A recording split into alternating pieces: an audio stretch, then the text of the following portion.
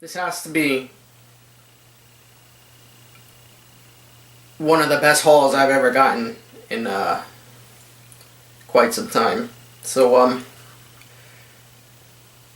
I'm just gonna show you. I have no words, but I managed to pick this up for a pretty good price, and that is under $3. The name of the game, you guys won't probably even know it because it's such a low production number on this title that most people that are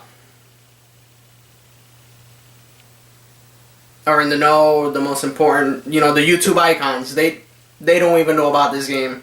I'm telling you right now, keep your eyes out for this game because it's very limited in production, and the console is not even they don't even make too many of them.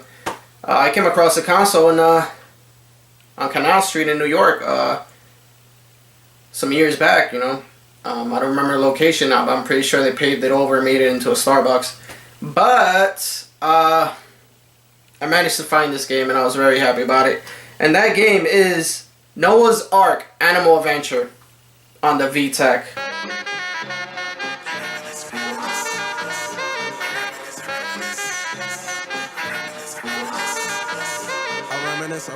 YouTube, what's up? How's it going? Good to have you back. Thanks for coming back. I'm Neesmazda07. This is another wonderful episode of Vintage Game Finder. I'm just staring at my bounty right now and I'm pretty happy. It's not by any means supercalifragilistic, but I'm happy with it, and that's all that matters. Let's just get started. This was a case of manual. Unfortunately, didn't have the game, but it was a Sega CD lot. I don't like Sega CD. I had a cousin that had it brand new out the box, and even then I didn't like it. Full motion video, in my opinion, was just straight garbage. I know it was early technology and Sega was in the forefront of the innovation as far as full motion video is concerned. But still, I mean, we gotta be real, folks. I grew up with Sega. I'm a Sega fanboy, but that shit was straight garbage. So, with that being said, I'm just gonna show you what I got for Sega CD. Some pretty common titles, some titles that are not so common. Unfortunately, most of them were loose, but for the price, I cannot say no. So I had to pick them up. First, we have a case of manual for Panic from Data East. This looks like one of those point and click video games where you click on an item and the motherfucker goes and does something. Who gives a shit, right? Let's go ahead and go over the loose titles I picked up for the Sega CD. Oh, and like I said, these need to be resurfaced, so I'm not gonna be trading because that's gonna give me a bad name, so I'm just gonna give them away. So whoever watches my videos that has done trades with me in the past, whenever I have a future trade, I will be throwing in a Sega CD game as well. Only for the simple fact of, if you do go ahead and resurface them and they don't work for some reason, I'm not gonna be the bad guy. That's the last thing I ever want to be, is a bad guy. Except on Tuesdays between 3 and 5. Okay, here's the loose ones. Revengers of Vengeance, never heard of it. Next, Prize Fighter. I'm sure you guys heard of that. I'm pretty sure it was a launch title out when it first came out. Next, this game, from what I was told, is not that common on the Sega CD. Batman Returns is, but not this one. This is The Adventures of Batman and Robin, of course, on the Sega CD. So that will be finding a home for free, because that's how I take care of my people. You take care of me, I take care of you. Next, another launch title. Ooh, this is the not for resale copy. Sewer Shark. Next, I want to say this is I have no idea what this game is. I remember hearing about it. I remember reading a review on it. But for the life of me, I don't know what the hell it is. Has a plane on it. It's I'm gonna butcher the pronunciation here, but Silpede on the Sega CD. Still has the little tag here from Video Game Exchange, do not remove, and it looks like people have paid attention and not removed it. Next, we're gonna go ahead and move on to PlayStation 1. This fortunately was a complete in box game. I don't see myself playing this game. I'm not into it. So I'm pretty sure I'm going to go ahead and find it at home. It's Digimon World 3. PS1. Let's see, next we have a lot of people telling me this game is horrible, but I like Contra. I don't love it, but I like it. And I didn't have it in my collection, so I went ahead and picked it up. It was Contra Legacy of War.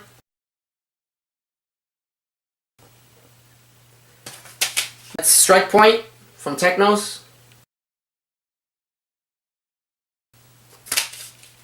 Next, whoa, how did this sneak in here? We actually have another Sega CD game, son of a bitch.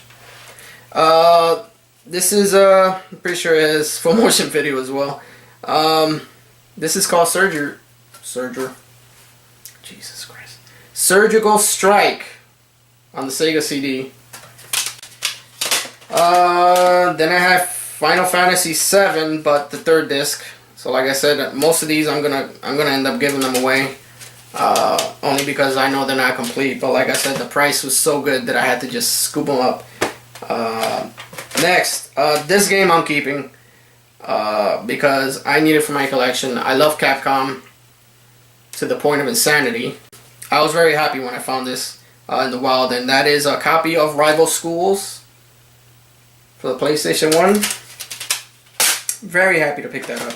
Next, another generic / common fishing game. This is called Real Fishing for the PS1.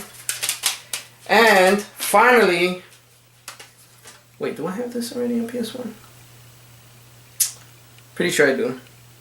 Fuck it, I'm gonna give it away then. It's another copy of Twisted Metal for the PlayStation. I either have it or I don't. So one of them, I thought it was just for the Dreamcast, but they ended up having a copy for the PS2. That is a Ferrari F355 Challenge, and this was complete in box. From the looks of it, it looks pretty dope. The only downside is you're only racing Ferraris, and they're only F355s. So what is the real challenge there? Next, this game I have fond memories of playing on the original Nintendo, and when they came out with the remake, I was kind of excited about it, but not excited enough to shell out the $60 to go ahead and buy it. So when I found it at a local swap meet, I was pretty happy that I did, especially for the price that I did. This is the greatest hits edition of Spy Hunter for the PS2, of course.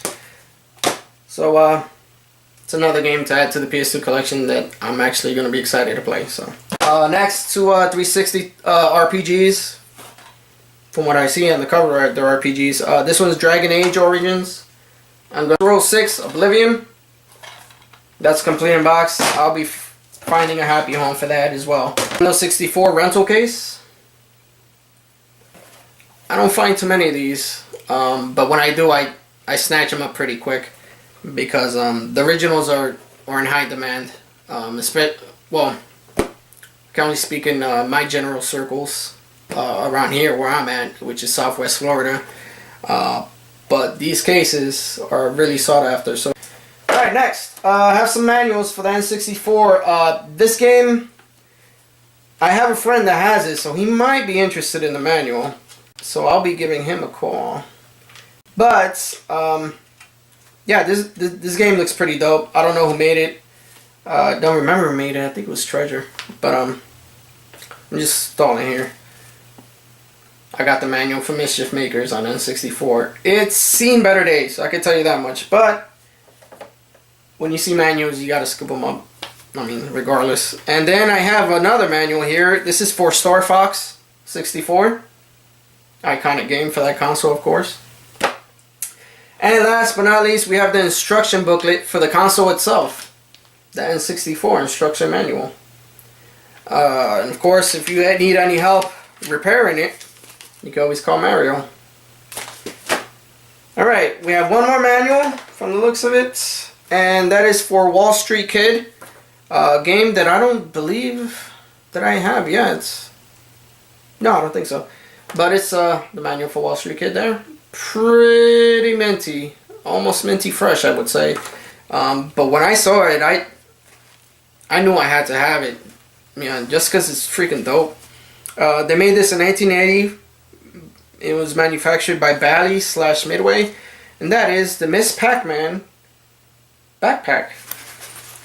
Now I don't know if this came as a standalone back in that year, or it came with a plush doll, or what. If you guys know, let me know in the comment section.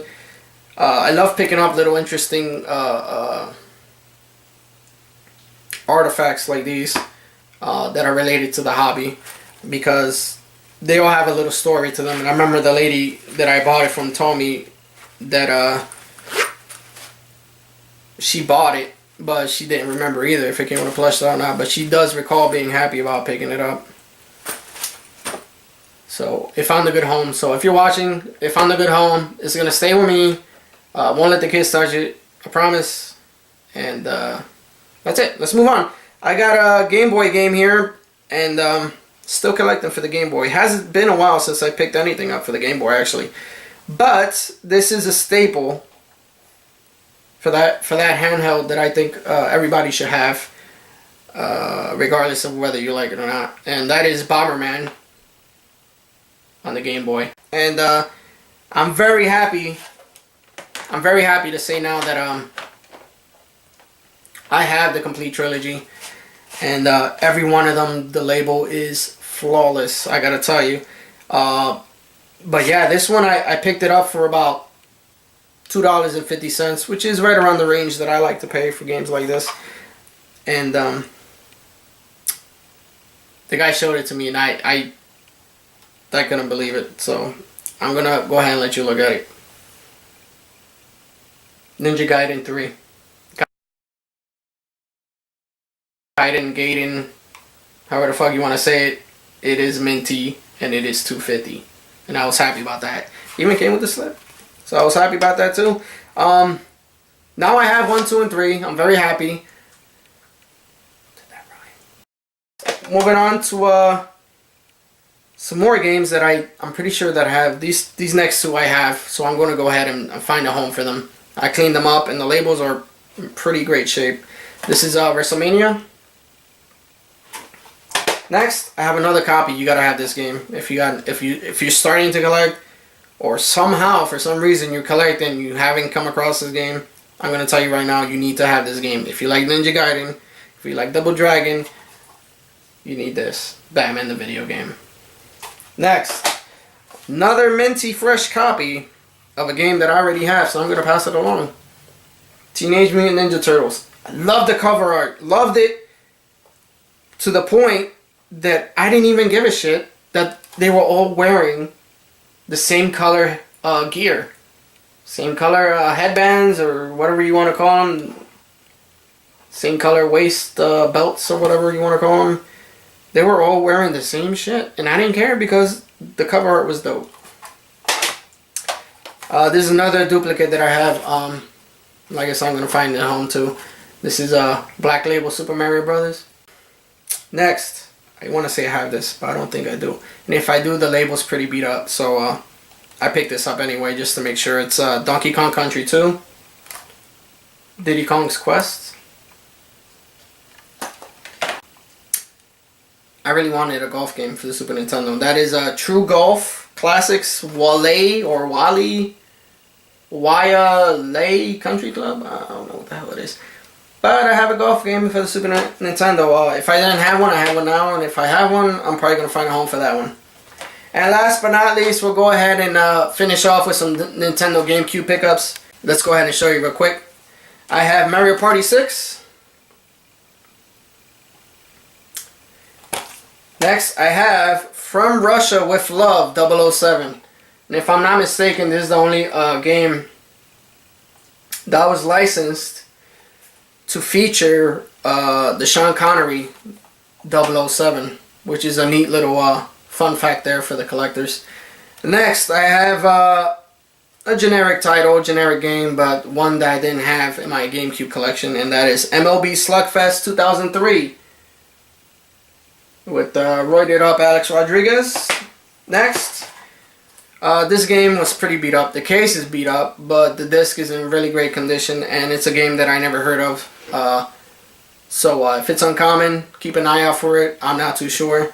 But the name of the game is Super Bubble Pop. And that's from Jalico. I had no idea Jalico at this time period was still making games. And that blew my mind when I saw it. It said Jalico Entertainment and it was a GameCube game. I had to have it. But like I said, the manual is beat up, but the disc is in great condition. So I have no idea what the game is about. Never Googled it for the images, but I knew I had to have it, so I picked it up anyways. So that was the pickups for this week. Not too bad, like I said before. Not too good. I didn't find any amazing things, but every weekend is an adventure. That's the way I like to look at it. But like always, thanks for coming by. Thanks for saying hello. Thanks for subscribing to the channel. And if you haven't, why haven't you? Do it now. Right now. What time is it? You should have done it.